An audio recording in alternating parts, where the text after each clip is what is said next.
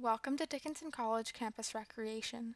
Today, we will be reviewing how to use Aquamira water filtration drops. First, collect water from a moving water source. Ensure that you move with the current instead of against it in order to minimize particulate and dirt collection.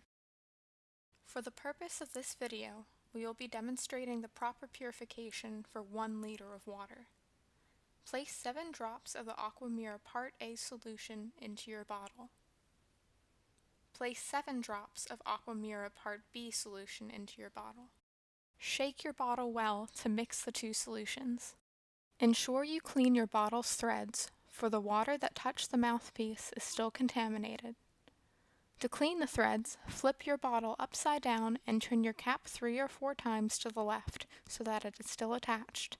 Then, flip your bottle right side up to allow excess water to leak out.